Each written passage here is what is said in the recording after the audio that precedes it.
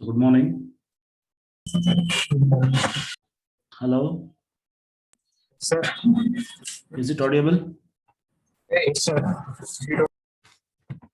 Yeah, good morning.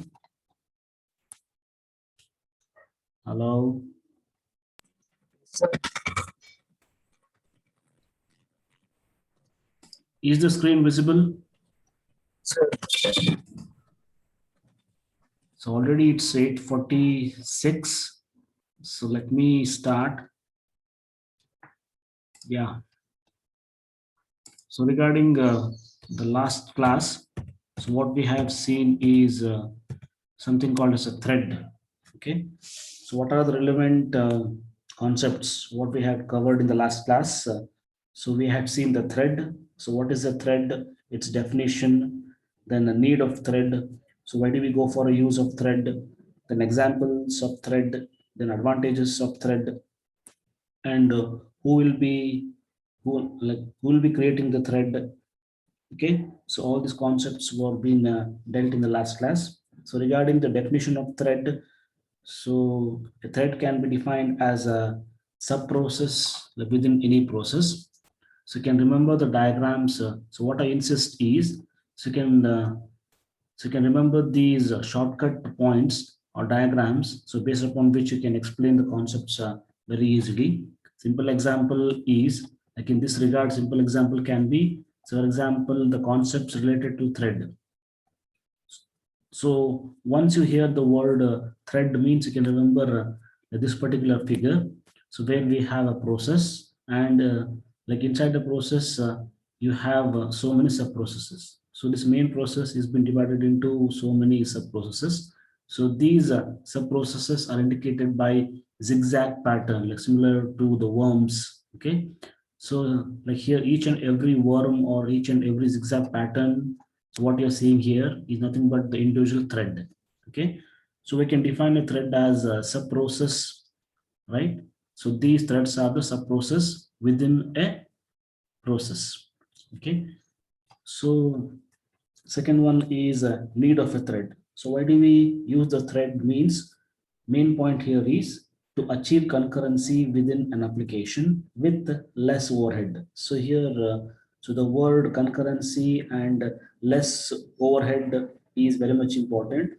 So the need of the thread is to achieve concurrency within an application with less overhead. So with less switching overhead actually. Okay. So with less switching overhead. So to explain this line, okay, so you can take the help of this particular, say something called a flow chart. So where we have a huge complex program, and that has been divided into number of processes, where each process can create so many threads inside it, and each and every thread can be assigned with a different task, where each thread is able to perform individual task. Hence, we can achieve or we can execute this individual process using so many threads. Okay, hence we can achieve more concurrency. Okay, or the speed of execution will be increased. Okay, and with less overhead. So, what do you mean by this less switching overhead means? Suppose if you see a process, okay, so when a process is switched from one process to another process, like in that case, the switching overhead will be very much higher. That means what? I need to save the current executing process context, okay, and then I need to load the new process context into the CPU. So then the CPU can switch from one process to another process. So, but in case of thread, okay, no need to have the more information to be stored while we are switching from one thread to another state. I mean, one thread to another thread. Only we need to store the state of the thread. Okay, and regarding the storing of the allocation of resources and the communication between the threads, no need to save those things. Only we need to save the state of the thread. Hence, hence we say that the switching overhead in case of the thread is very much less when compared to the switching overhead in case of the process. And so next, what we saw was example of a thread. So example of a thread, like we discussed. So basically 2 examples. Which were they? Anybody? So in our real world, so we have, so we can encounter, say, 2 examples of a thread. So which are they? According to the slide, what you are seeing, can anybody express the 2 examples of a thread? Hello? Hello? Anybody there? Yes, sir. Examples of a thread. So what we can also mention in the exam, so as to impress the examiner that we are aware of the concept. So example of a thread is, suppose if you are typing something, say some paragraph inside a Word document, okay? So this Word document can be considered as a main process. And if you do or commit any sort of spelling mistakes, means those spelling mistakes will be highlighted like in red color. Also the spellings will be underlined. So like this identification of the spelling mistakes and showing them like say red color, like will be taken care by a thread. And second example, what we saw like as example of a thread is auto saving command. Suppose if I'm selecting the auto save command, and if you say forget to save the document often and often, so then the automatic saving of the document will be happening. So this automatic saving of document will be taken care by a separate thread. Okay, so we have seen the examples of threads as well as advantages of thread. So what are the advantages of a thread? First main advantage is I will be having a minimization in the context switching time.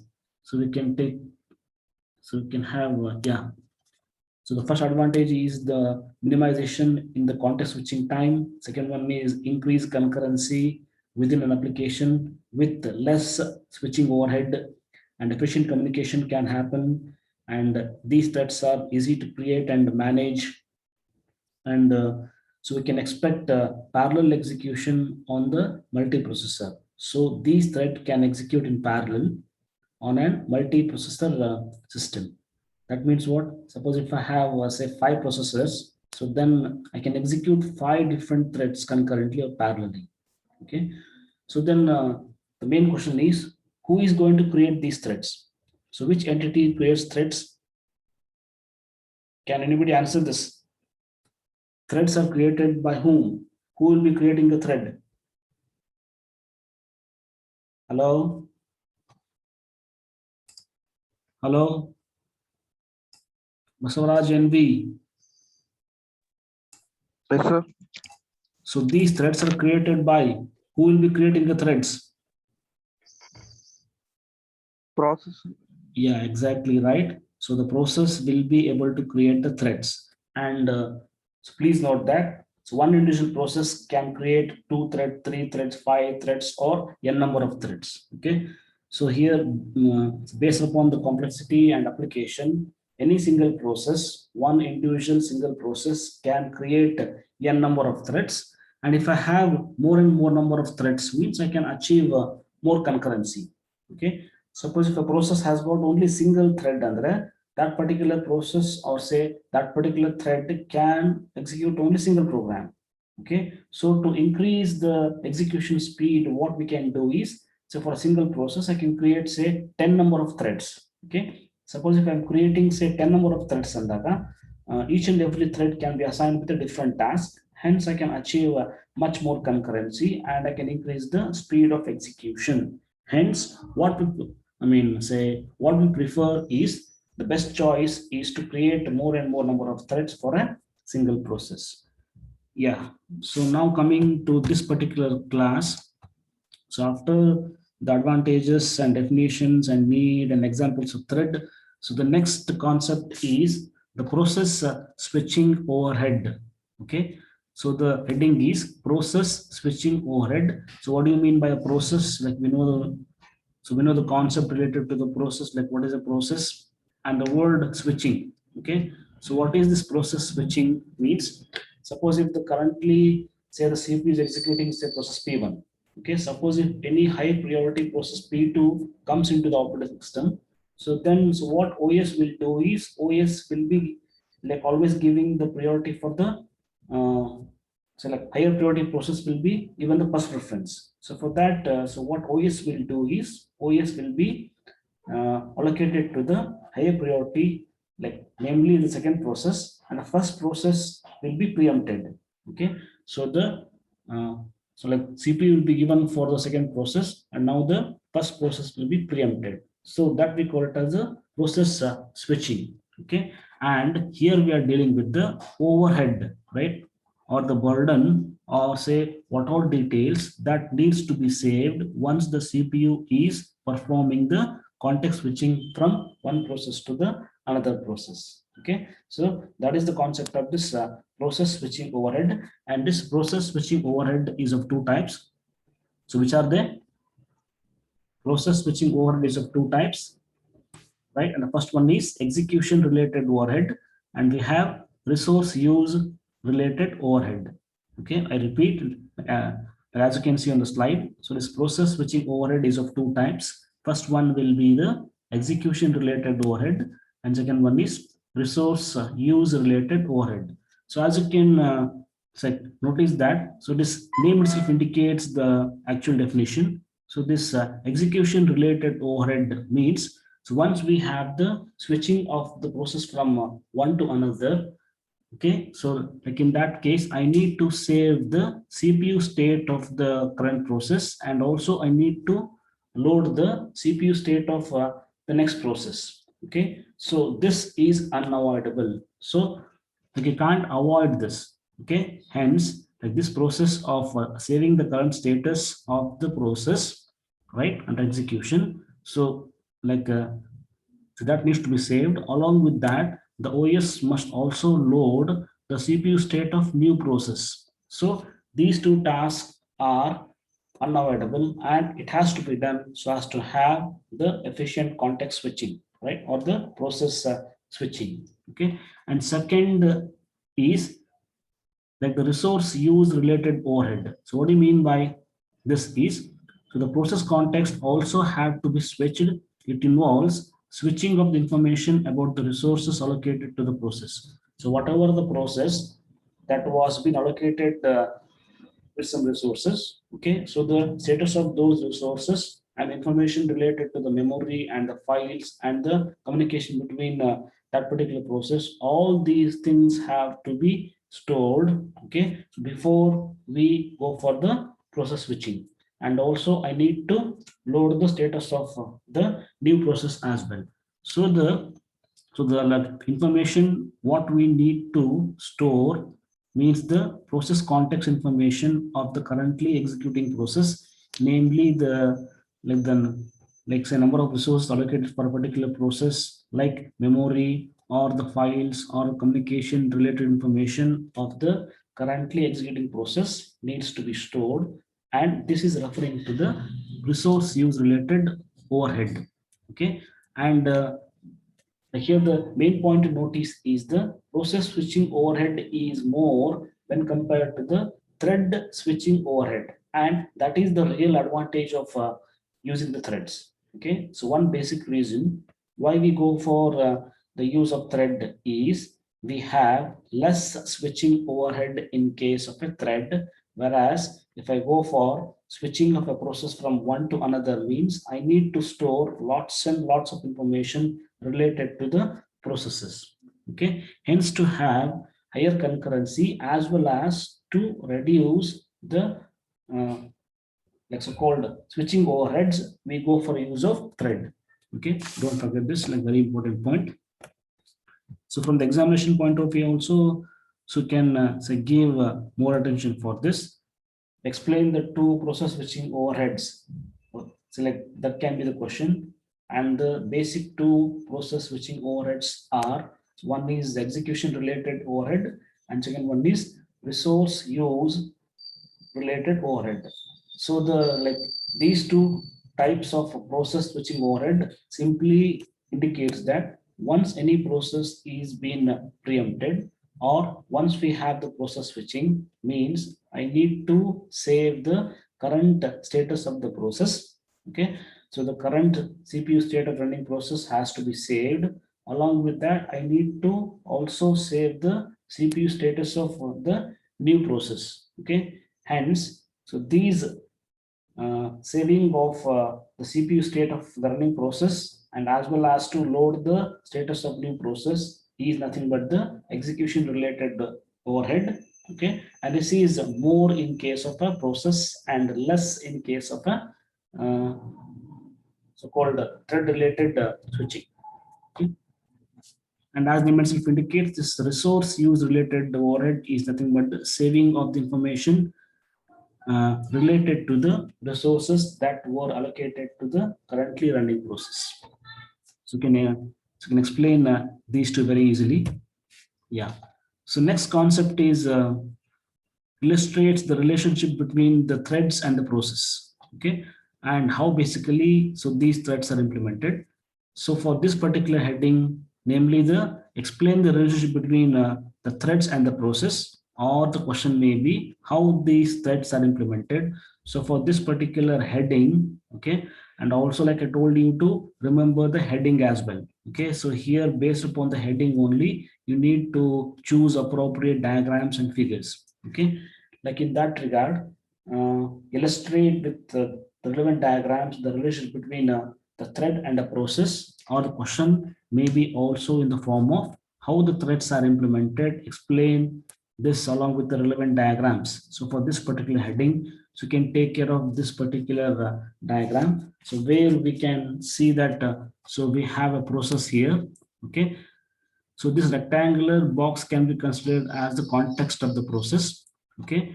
And so we have a process. So by name PI. Okay. Always we indicate the process like using a circle. And this particular process PI has created how many threads? 3 threads. Okay. So this zigzag patterns, what you can see is nothing but so one individual thread. Hence, this process PI is able to create how many threads? 3 threads. Okay. That means what? So this process PI is been divided into how many parts? 3 different parts, where each part can be called as a thread. Okay, and all these thread can be executed concurrently or in parallel. Okay, so you can see the so we have a process PI, and as it is a process, and for any process, I can allocate the resource for a process. Hence, the process will be having its own context. So, like we have seen this particular diagram in the previous slides as well, when we were discussing the process context and the process state transition. Okay, like here the same figure is being shown here. Like the only change is like here we are dealing with the process and its context along with the creation of so many threads created by this particular process PI. Okay, so as this PI is a process, hence it has got its own context. Why the process PI has got its own context? Because for any process, the OS can allocate the resources to the process. Hence, any process will be having its own context, right? And the information related to the particular process will be stored in something called as PCB. So what is a PCB basically? Can anybody tell? PCB, what is a PCB? Hello, what is a PCB?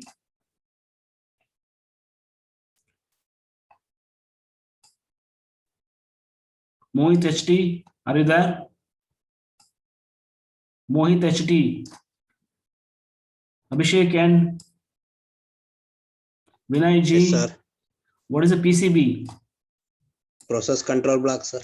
Yeah, very good. So for each and every process, so we have a separate PCB where we'll be storing all the information related to the process.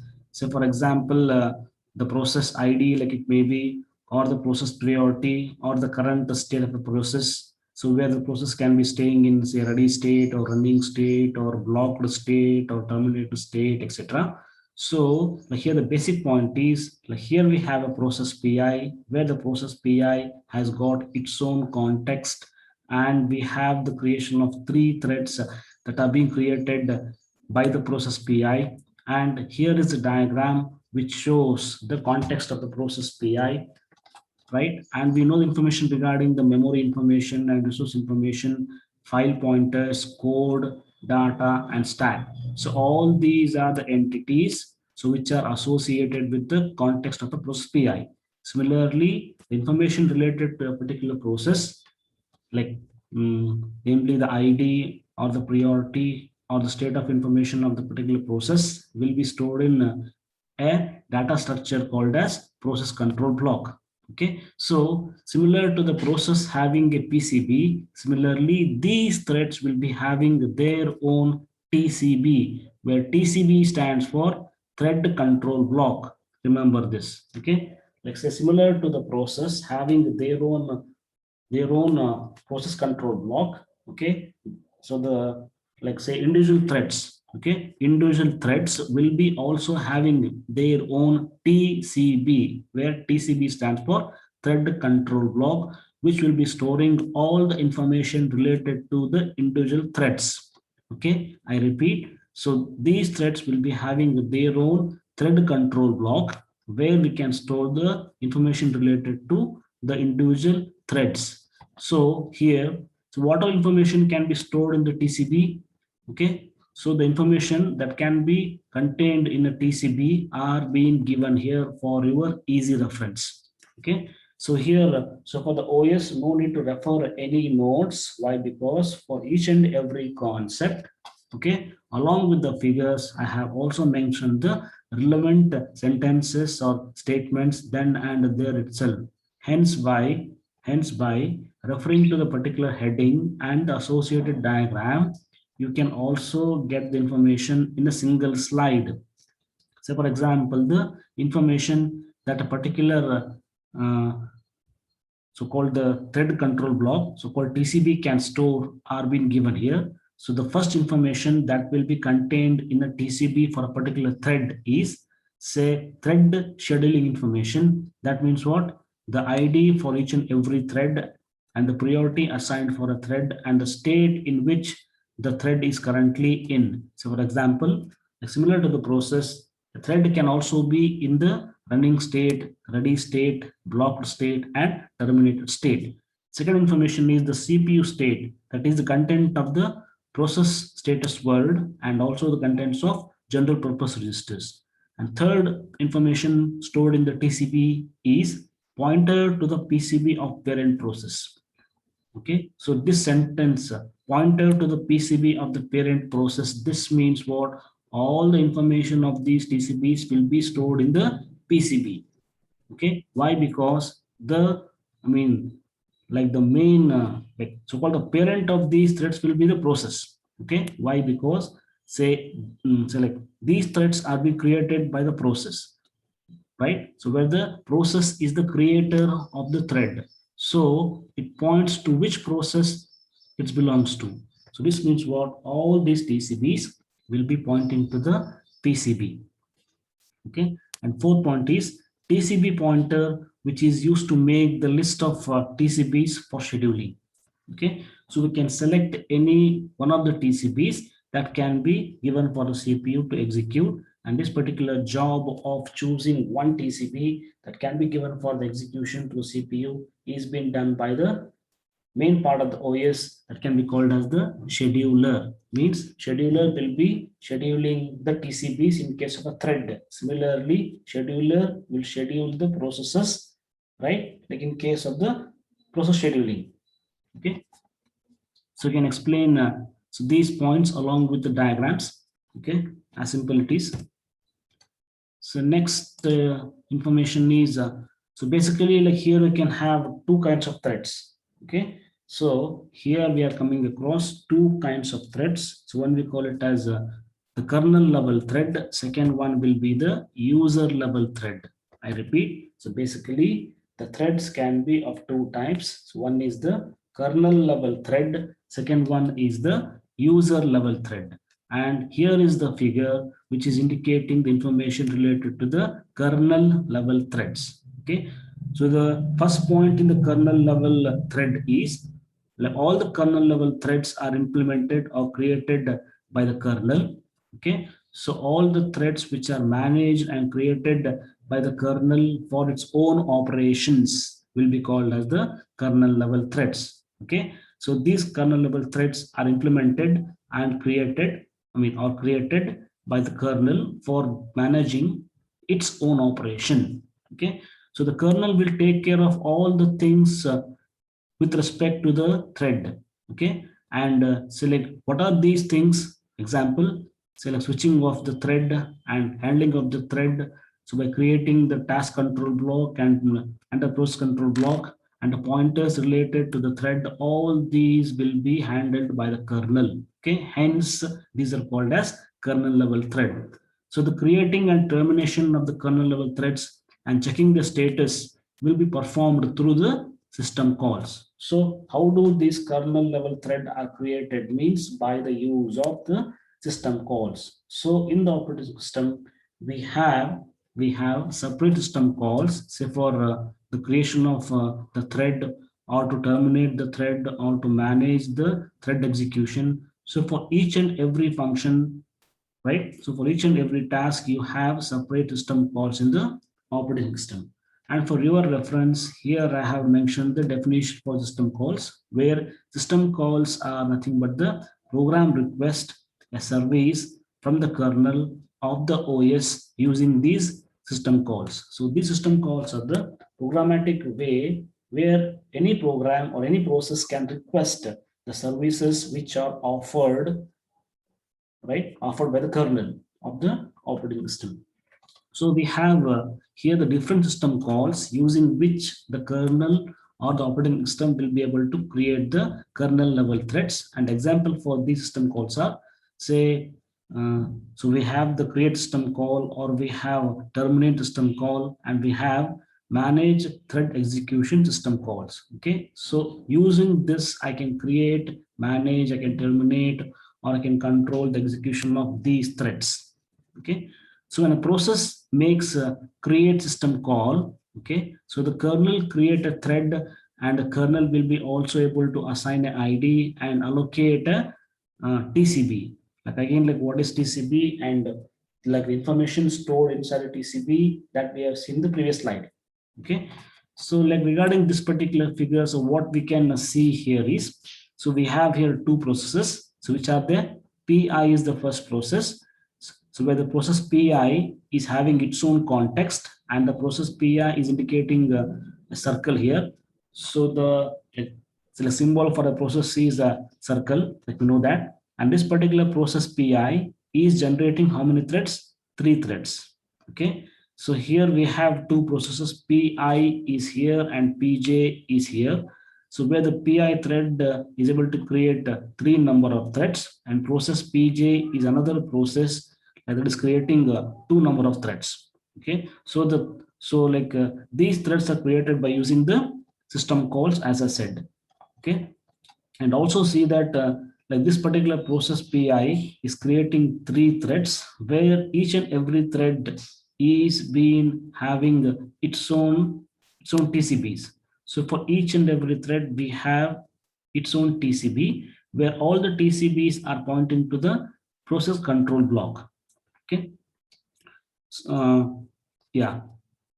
And regarding the function of the scheduler, like I said, the main function of scheduler is to select any one TCBs. Okay, any one TCB among the bunch of TCBs, and that can be given for the scheduler. And scheduler can be so this, like any one TCB is scheduled by scheduler, and that will be given for a CPU to execute. Okay, so this TCB contains a pointer to the PCB of the parent process of the thread. Here it is, the so-called PCB pointer. And the scheduler main function is to select one of the task control block for execution, and this will be done by the scheduler as shown here. Okay, and the main point regarding the kernel level thread is they provide actual parallelism in case of multiprocessor system. An example is, suppose if I have here 5 processors, okay, or 5 CPUs, means I can execute 5 different threads in parallel. Okay, hence like this is the main advantage, like in case of a thread level, like in case of a kernel level thread. Okay, so you can explain this particular figure, okay, like along with this kernel level thread, and all the information is been given here. So next kind of a thread is a user level thread.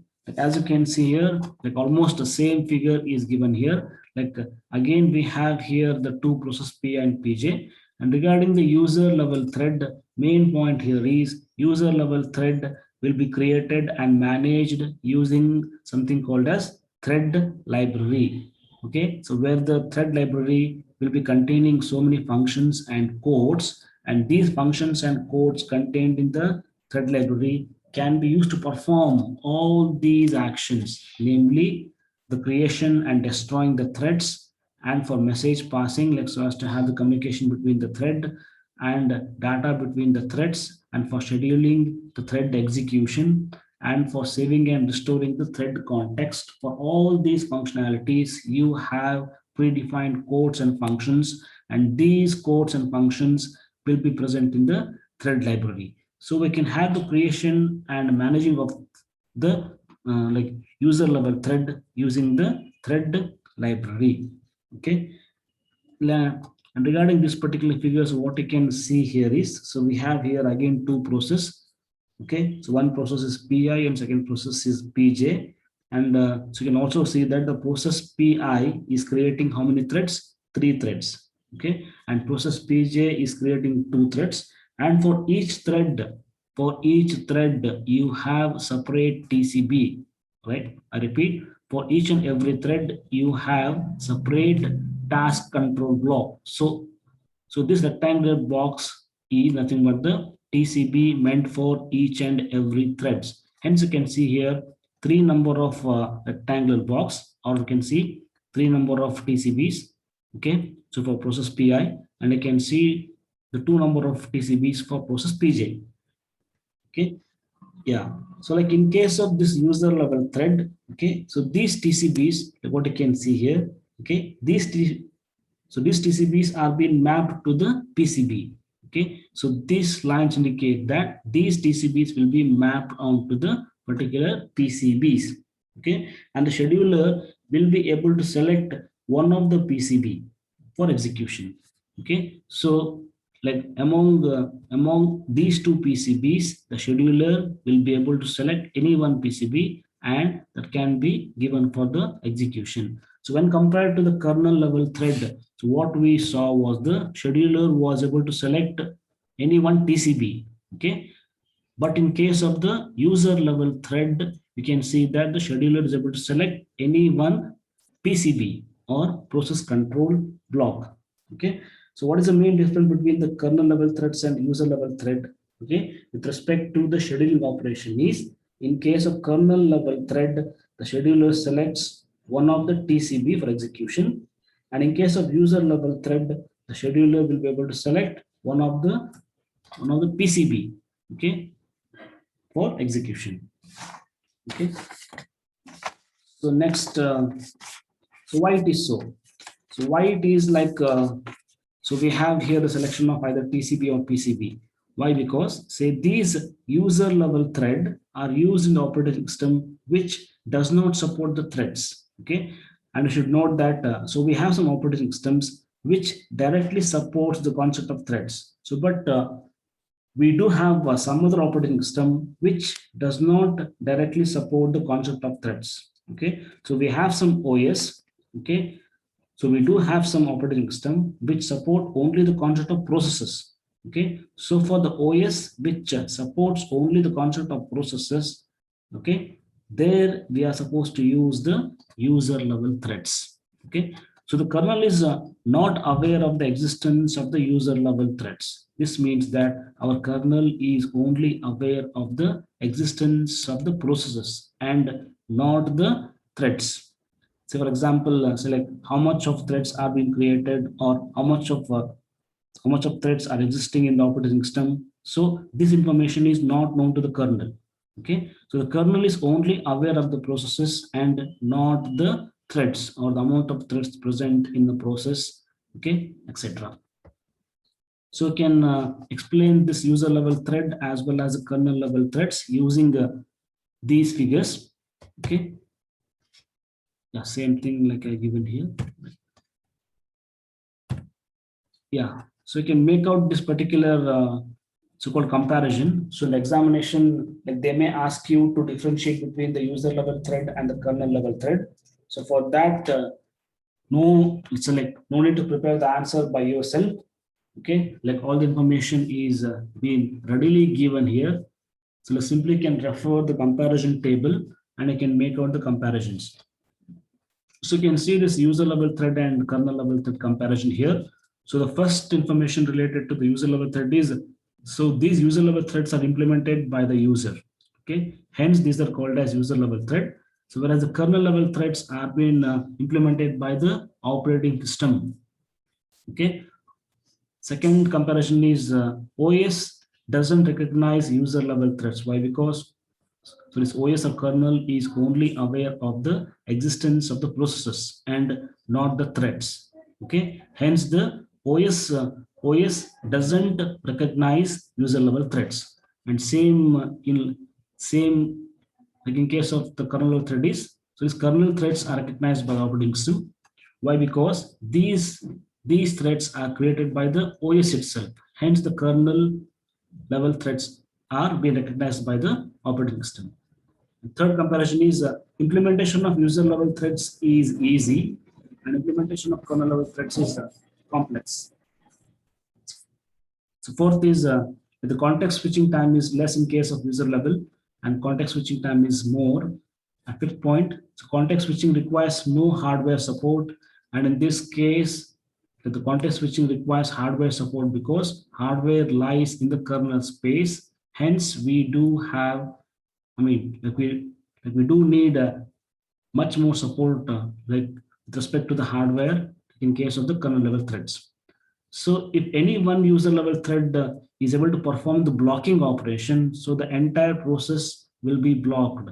The very important point, suppose if any user level thread is performing the blocking operation, so then the entire process will be blocked. Like even the OS cannot interfere in these thread operations. Okay, same thing in case of kernel level thread. If any one kernel thread is performing the blocking operation, so then you can have another thread which comes into picture and the same process can be continuing with the operation. Why? Because the OS have got the full control for the kernel level threads. Hence, even though any kernel level thread is performing the blocking operation, so then another thread can take over its functionality and we can continue with the execution. An example for this user level threads is like Java threads and POSIX thread, and for kernel level thread examples are Windows Solaris. So you can take it for granted like the examples of these threads, and I can mention here itself. Yeah. So next concept is the scheduling terminology and concepts. So this diagram is been already discussed, and like as time is like only 1 minute, so let me complete this particular scheduling terminology. So where the main function of scheduling is to select the next process that will be executed by the CPU. So we have a small diagram like along with so many definitions. So let me cover this in the next class. So but for now we can just log out, and the next class let me discuss the scheduling diagram along with the different kinds of scheduling algorithms. So like namely we have the preemptive scheduling as well as non-preemptive scheduling along with the examples for each. Okay, so thank you everyone.